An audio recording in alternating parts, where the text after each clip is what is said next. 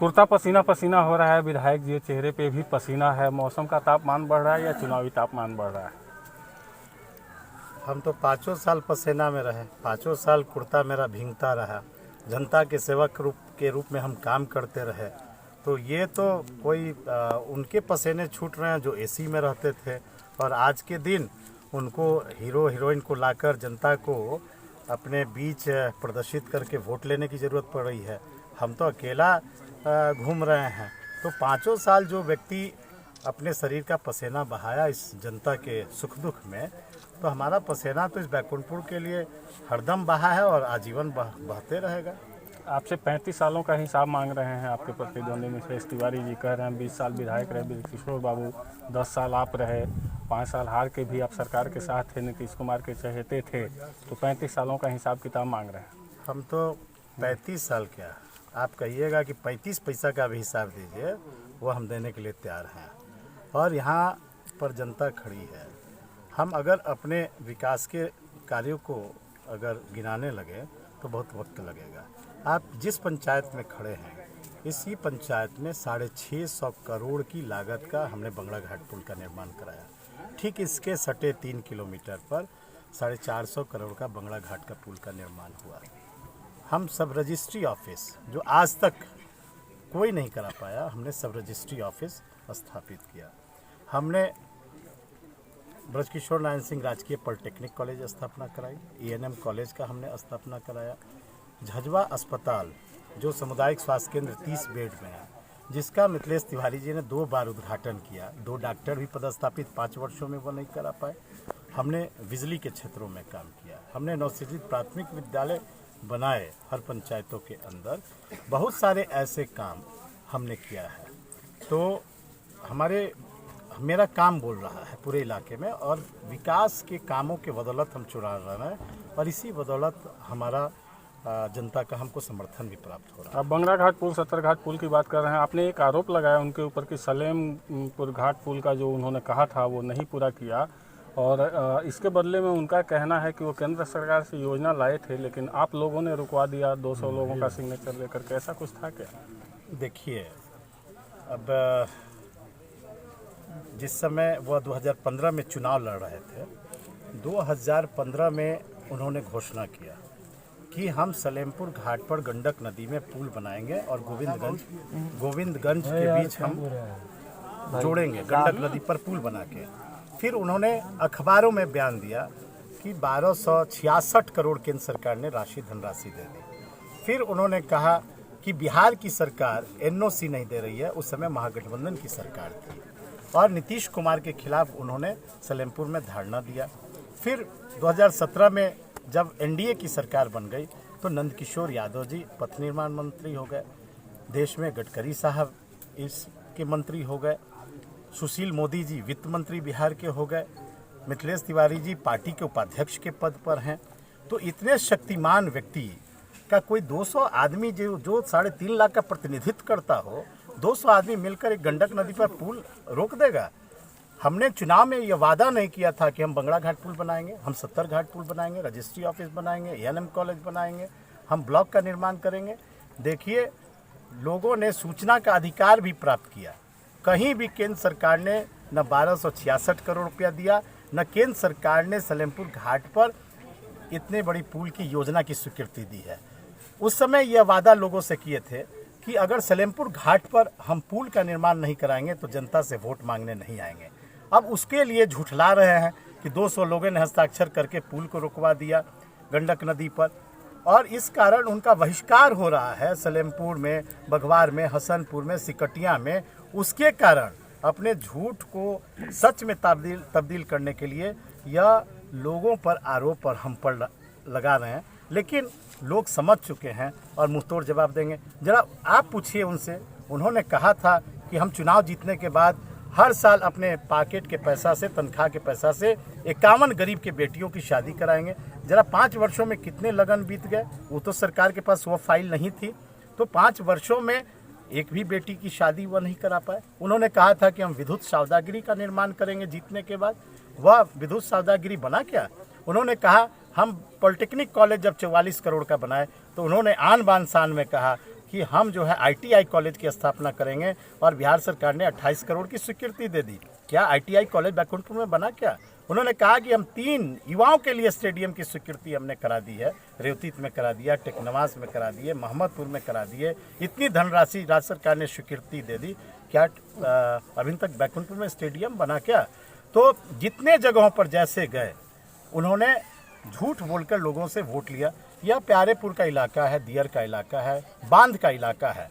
उन्होंने वादा किया था यहाँ के लोगों से कि हम सोनपुर से लेकर ये प्यारेपुर होते हुए सलेमपुर घाट तक हम इस बांधों को पिच सड़क में तब्दील कर देंगे, और केंद्र सरकार ने इसकी भी स्वीकृति दे दी।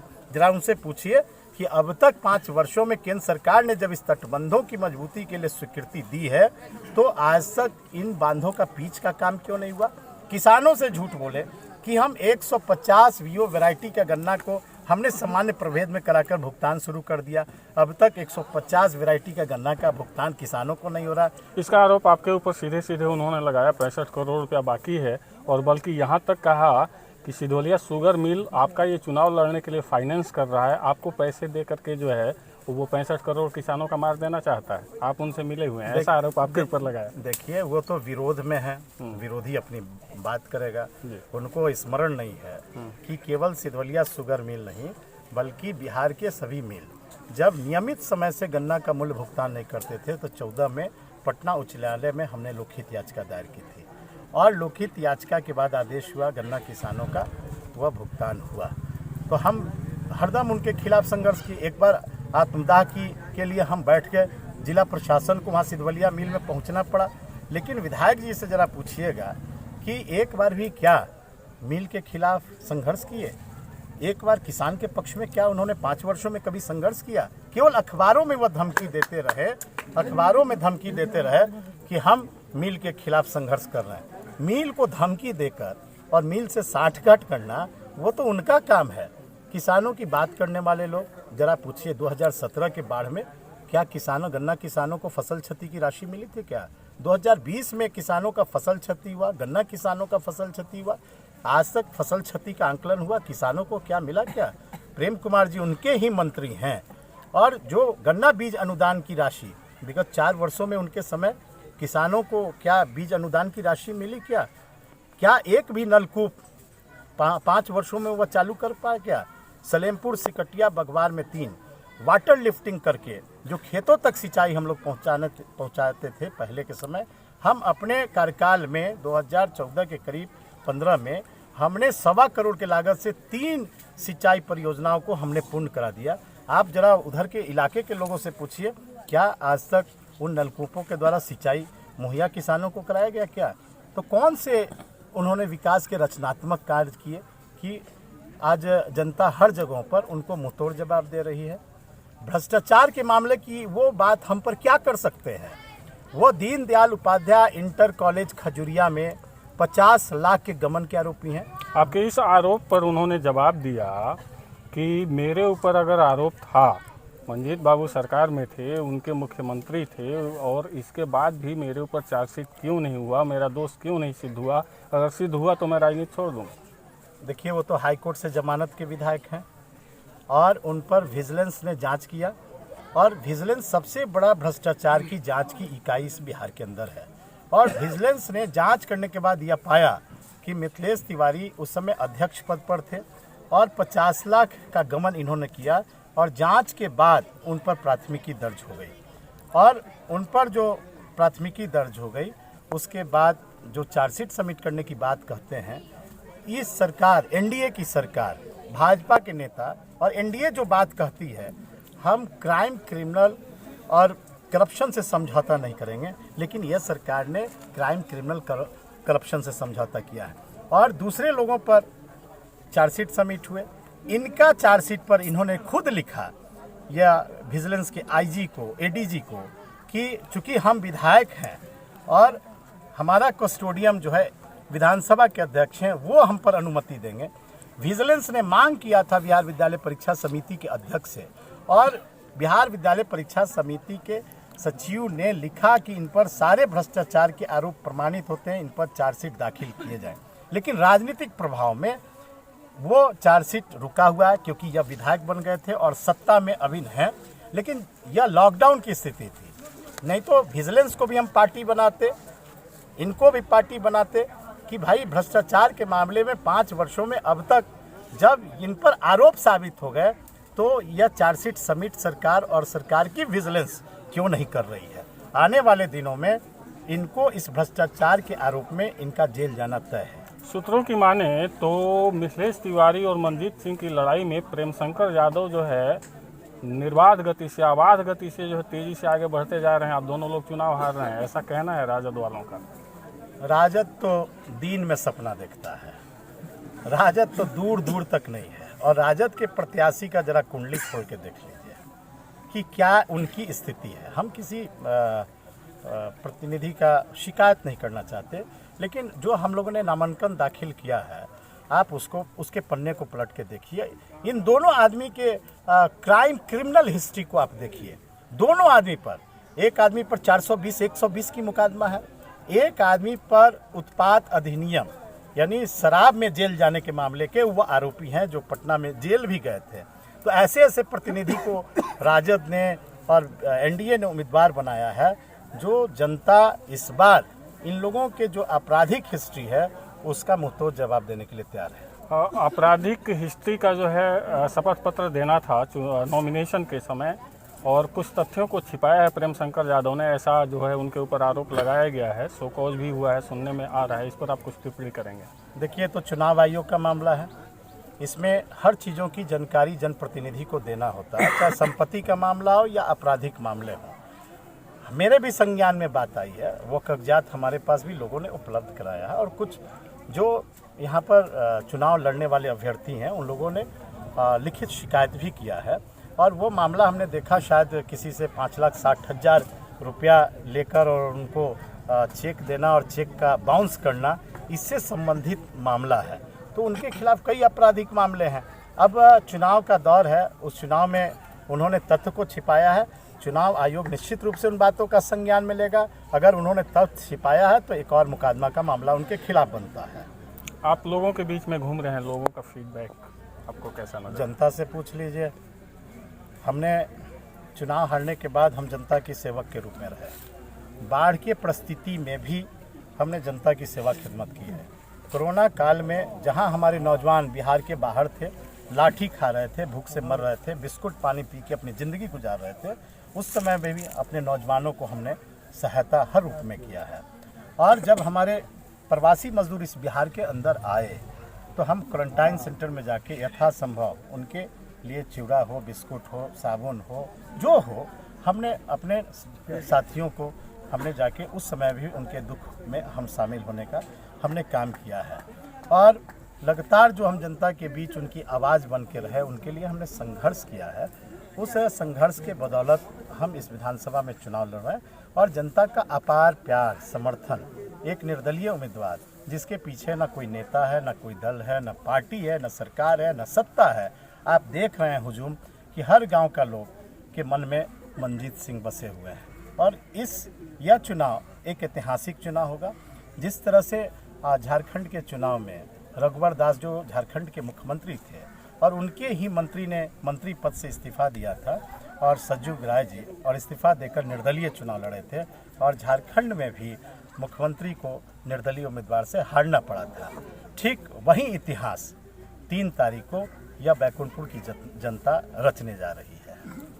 कंप्लेन कराया और वहाँ के स्टाफ जो है वो केस जो है और वहाँ के स्टाफ जो है उनके पेट पर लात मारने का काम किया, उनका डायरेक्ट आरोप आप पे है। कॉलेज के स्टाफ का पैसे का गमन वो किए 50 लाख का। उनके लेक्चरर जो थे, उनके टाइपिस्ट थे, जो उसमें चपरासी का पद था, सबका पैसा खा गए 50 लाख रुपया और पेट पर लात मारे हम। और बिहार की सबसे बड़ा भ्रष्टाचार की जांच इकाई निगरानी है। निगरानी ने सारे तथ्यों की जांच की क्योंकि वो सरकार का अनुदान का पैसा था। सरकार अपने पैसा का लोखा जोखा ले सकती है और सरकार ने जब विजिलेंस से जांच कराया, विजिलेंस ने जांच करके यह पुष्टि कर दी कि मिथिलेश तिवारी ने 50 लाख का गमन किया है, उनके ऊपर प्राथमिकी दर्ज हो गया। वह पटना हाईकोर्ट में जमानत पर आज भी हैं।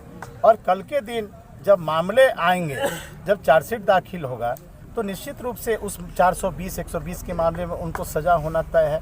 तो जो लोग भ्रष्टाचार के आरोपी हैं, खुद भ्रष्टाचार में लिप्त हैं, वह पहले अपने गिरबान के अंदर झांके, तब दूसरे के ऊपर उंगली उठाएं। हमारे परिवार का 48 साल की राजनीतिक जीवन है, और राजनीतिक जीवन में 48 सालों में 25 सालों में हमारे पिताजी ने प्रतिनिधित्व किया, और वह ऐसे व्यक्तित्व के लोग थे कि जेपी आंदोलन में पहले लोग थे। 1977 में उन्होंने बिहार विधानसभा के सदस्यता से इस्तीफा दे दिया था, और वह बिहार के वित्त मंत्री रहे, खाद्यापूर्ति मंत्री रहे। एक भी हमारे परिवार के ऊपर भ्रष्टाचार के मामले नहीं आए। हम 10 वर्षों तक विधायक रहे, हमारे ऊपर भ्रष्टाचार के मामले नहीं आए। श्री बच्चन तिवारी जी महान स्वतंत्रता सेनानी, पहले विधायक थे, उनके ऊपर भ्रष्टाचार के आरोप नहीं आए। देवदत्त जी थे, लालबाबू राय थे, जितने लोग विधायक हुए उनके ऊपर कभी भ्रष्टाचार के आरोप नहीं आए इस मामले में। लेकिन श्री तिवारी जी के विरुद्ध अगर फैब्रिकेटेड रखता तो इतने लोग हमसे चुनाव लड़े, स्वर्गीय देवदत्त राय जी भी लड़े, लालबाबू राय भी लड़े, वो बेदाग कैसे रहे। लेकिन जो लोग खुद अपने ही कॉलेज का, दीनदयाल उपाध्याय जिनके सिद्धांतों पर भारतीय जनता पार्टी चलती है, वह अपने कॉलेज में ही उन्होंने घोटाला किया, विजिलेंस ने जांच किया, वह मामला फैब्रिकेटेड कैसे हो सकता है। वह इस समय जवाब देने की स्थिति में नहीं है, वह उनकी मानसिक स्थिति खराब हो गई है। और हमने तो एक और महत्वपूर्ण आरोप लगाया कि वह कहते थे, भगवाधारी का नारा ये लोग देते थे भारतीय जनता पार्टी के लोग। हम लोग भी धार्मिक आस्था वाले लोग हैं, धर्म में विश्वास करने वाले लोग हैं। उन्होंने कहा कि हम सिंहासनी को पर्यटक स्थल के रूप में हम विकसित कर देंगे, शिव सर्किट से हम जोड़ देंगे, डुमरिया का शिव मंदिर जो है उसको हम पर्यटन स्थल के रूप में तब्दील कर देंगे, सलेमपुर मठ को हम पर्यटक स्थल के रूप में कर देंगे। मेरा एक सीधा आप लोग के माध्यम से भारतीय जनता पार्टी के नेताओं से सवाल है, और वो सवाल जनता के बीच में भी मैं खड़ा कर रहा हूँ कि सिंहासनी महोत्सव जब हुआ तो सिंहासनी महोत्सव में कला संस्कृति विभाग ने उस महोत्सव को मनाने के लिए 10 लाख रुपए दिए। मनोज तिवारी जी जो अभी प्रचार में लगे हुए हैं, श्री मिथिलेश तिवारी जी के, उस समय, और आज भी वह सांसद हैं भारतीय जनता पार्टी के, उस समय वह प्रदेश अध्यक्ष थे भारतीय जनता पार्टी के, और सिंहासनी महोत्सव में वह उद्घाटनकर्ता और मुख्य अतिथि के रूप में आए थे। और मुख्य अतिथि के रूप में जब आए थे सिंहासनी महोत्सव में, जो टेंट पंडाल उसमें 2 लाख मात्र खर्च हुए, और जो मुख्य अतिथि मनोज तिवारी जी सांसद भारतीय जनता पार्टी के थे, वह कलाकार के नाम पर 8 लाख रुपया लेकर वह दिल्ली को चले गए। जब प्रश्न हमने उनसे उठाया तो इसका जवाब उन्होंने दिया, और सीधे सीधे आपकी सरकार पर, आप पर और यहाँ के डीएम पर आरोप लगाया कि सरकार उनकी थी, नीतीश कुमार की सरकार थी, डीएम उनका था, प्रशासन उनका था। और ये प्रश्न जो है मनमीत बाबू प्रशासन से पूछें कि 8 लाख मनोज तिवारी को क्यों दिया गया। चूँकि थावे महोत्सव में भी वो बोलते हैं कि थावे महोत्सव में जो होता है उसके बारे में उनका स्टेटमेंट क्या है? कला संस्कृति विभाग के मंत्री भी भारतीय जनता पार्टी के थे, और मनोज तिवारी और मिथिलेश तिवारी जी परम मित्रों में से थे। मिथिलेश तिवारी के सुझाव पर ही जिला प्रशासन ने मुख्य अतिथि के रूप में मनोज तिवारी जी को आमंत्रित किया। आखिर वो सांसद और प्रदेश अध्यक्ष भारतीय जनता पार्टी के रूप में जब आए तो वो पैसा लेने से इनकार क्यों नहीं किए कि नहीं भाई, हम लोग भगवाधारी हैं, हम लोग राम भक्त हैं, हम शिव भक्त हैं, हम मंदिर का पैसा लेकर जाएंगे, हम मंदिर में कुछ दान दे के जाएंगे। अभी भी मैं उनको शिक्षा दे रहा हूँ कि अगर थोड़ा सा भी शर्म हया हो तो वो 8 लाख रुपया जो दिल्ली लेके इस बैकुंठपुर का और मंदिर का पैसा लेके गए हैं, वह मंदिर का पैसा मंदिर में जमा कर दें या बिहार सरकार के ट्रेजरी में जमा कर दें। यह कहने से उनका जान बचने वाला नहीं है। चलिए, बहुत बहुत धन्यवाद। एक उनका और आरोप है कि अगर मेरे ऊपर कोर्ट द्वारा आरोप सिद्ध नहीं होता है, फाइनल अगर जिस दिन जजमेंट होता है, तो जिस तरह दिल्ली में अरविंद केजरीवाल को अरुण जेटली ने केस करके उनसे माफीनामा लिखवाया था, उसी तरह आपसे भी माफीनामा लिखवाने का बोले हैं कि लिखवाएंगे उनसे। अरे हम उनके निर्णय का स्वागत करते हैं और हम चुनौती भी देते हैं। विजिलेंस ने उनके ऊपर 50 लाख के जो भ्रष्टाचार के आरोप लगाए हैं, उस आरोप में प्रामाणिकता सामने आ चुकी है, और विजिलेंस ने चार्जशीट दाखिल करने के लिए जो अनुमति मांगी थी बिहार विद्यालय परीक्षा समिति के सचिव से, वह विजिलेंस को प्राप्त भी हो गया है। केवल सरकार सत्ता के कारण ये बचे हुए हैं। जिस दिन सरकार सत्ता जाएगी उस दिन वह लाल कोठी में जाएंगे ही जाएंगे। उनको जो करना है करें, लेकिन हमने तथ्य साबूत के आधार पर, प्रामाणिकता के आधार पर हमने यह बात उठाया है और उसकी चिंता मैं नहीं करता हूं। मैं वही बात उठाता हूं जो धरातल की बात हो, जिस बात में सच्चाई हो, जिस बात में दम हो, उसी बात को मैं उठाता हूं। अगर मनोज तिवारी की 8 लाख की बात गलत है तो हम पर मुकदमा करके देख लें। चल विधायक जी बहुत बहुत धन्यवाद।